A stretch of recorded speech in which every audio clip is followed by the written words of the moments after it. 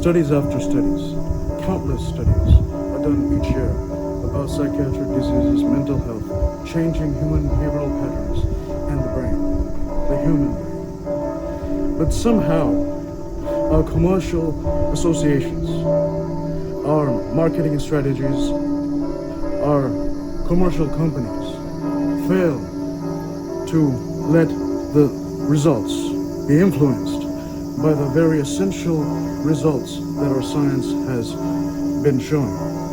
Why so? What are the questions that are not being addressed? What are the questions that are not receiving funding for study? What are the questions that have to be addressed? And what are the questions that will lead us to a better future? A truly better future for all of humanity.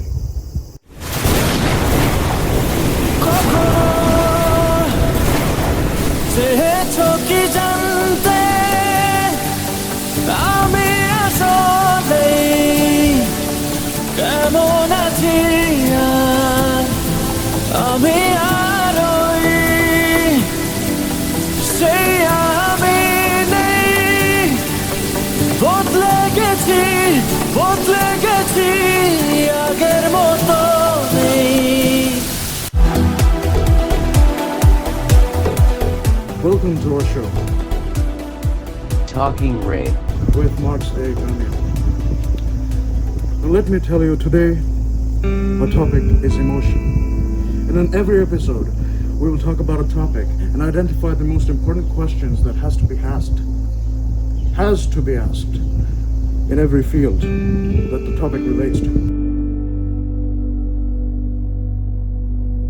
Have you ever heard of people from older generations complaining about how today's young adults and adolescents are too reactive, depressed, moody, less driven, and needy? But what does it mean to be able to have good emotional regulation?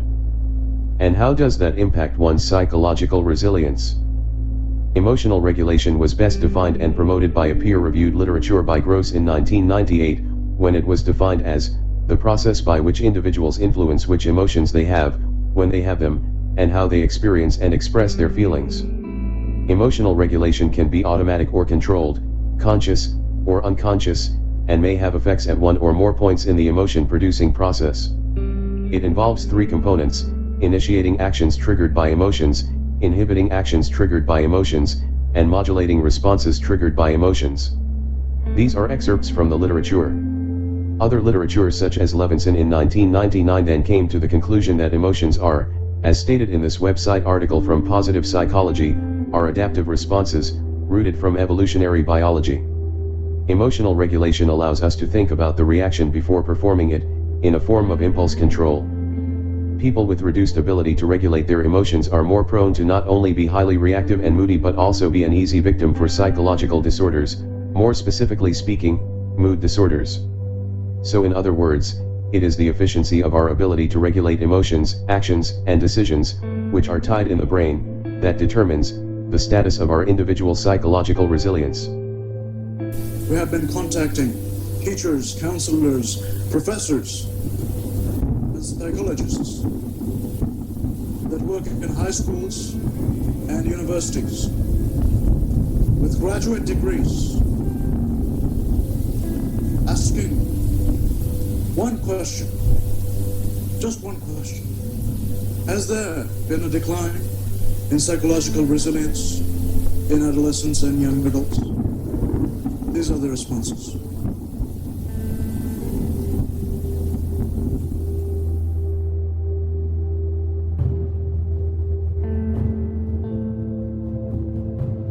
Absolute decrease. Because of safetyism. We don't allow our kids to be in any danger or discomfort.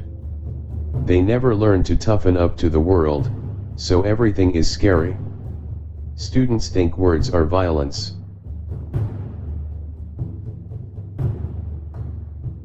There is no question in my mind that resiliency has decreased amongst adolescents and young adults.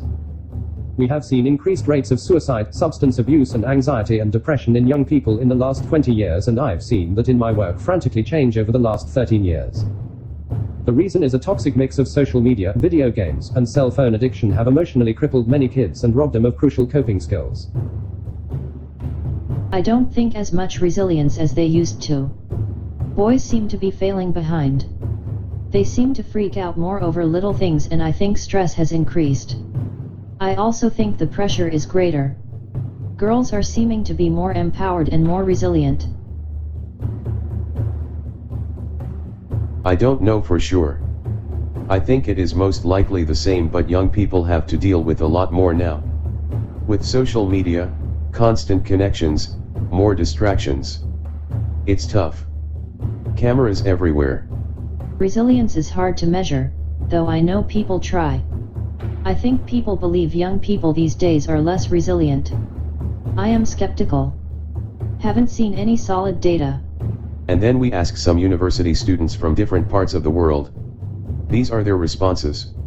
One student responded, "My initial opinion would be that psych resilience of young adults has increased in these 20 years. We have more things we're worried and stressed about than previous generations." Another student responded, "I think our generation is more aware of current events going on in a wider scale than 20 years ago.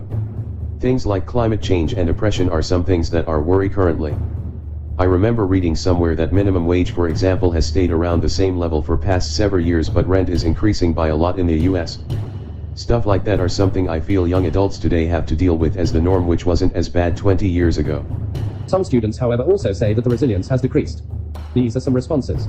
One student responded, "I personally think it decreased, I'd say especially in the last 10 years. It sort of became a norm for young people to share their emotions through social media. I think more people back in the day used to expect people to keep their emotions to themselves, but with growing understanding toward mental health, this is starting to change. While I do think that this is a good trend, it does seem like younger people are starting to lose the ability to deal with problems on their own. And psychologically probably more prone to damage in the long run, as they have less experience in dealing with problems without sharing to the public." Another student responded, "I feel like there is generally more awareness toward and recognition of mental health, so that might help. But at the same time, the higher relevance and constant presence of perfect images on social media is very destructive. So I actually think overall, resilience has decreased." And some students responded saying that a generalization is not possible. Here is how one student responded, "I'd say nowadays we see a higher variance of resilience because of how difficult a time it is. There are probably more people going through and facing tough times, but also more people who can't cope with things. Not sure if that's more of a cultural change amongst people or just due to different situations." Another student responded, "Factors that the answer depends on are geographical location, culture, parenting and family, friends, experiences in the first 7 years of life. In essence, humans are social beings that require a healthy connection not only to maintain well-being but also to learn and grow in a healthy direction. In areas where the age of loneliness and the individualism phenomena became part of the underlying culture, the psychological resilience decreases."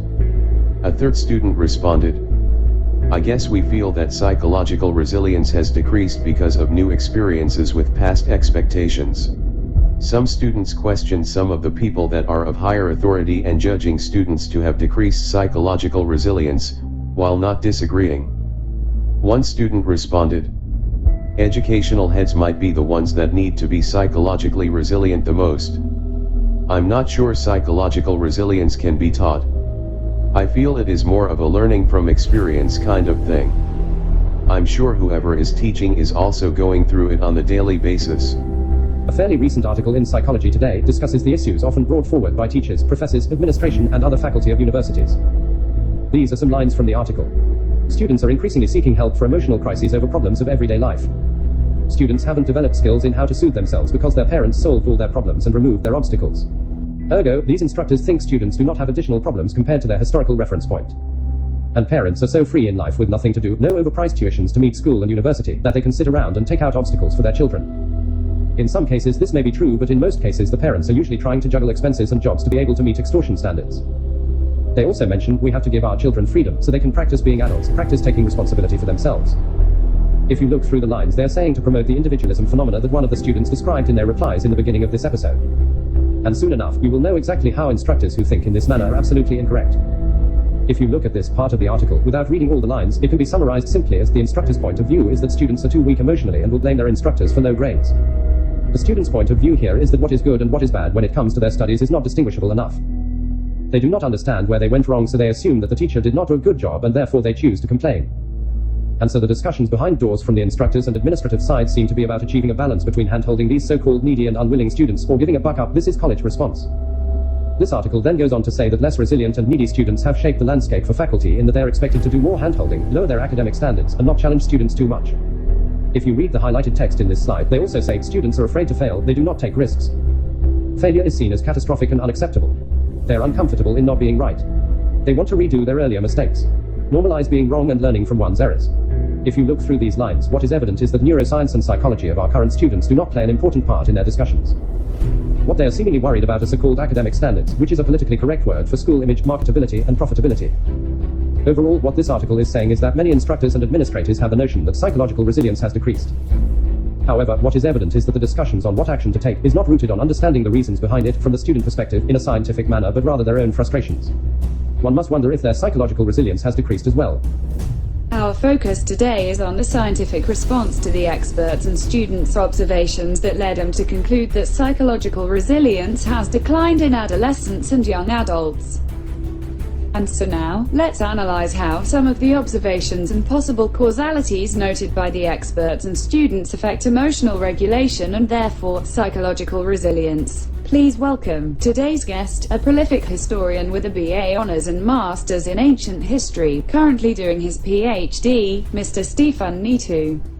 And please welcome once again, someone very important but you don't know it yet, because it is not time. You can never know with Marx. There's always a stratum of humor and a stratum of seriousness and like many other strata that are just unrevealed. Marx Ashaki Elahi Kamiyama.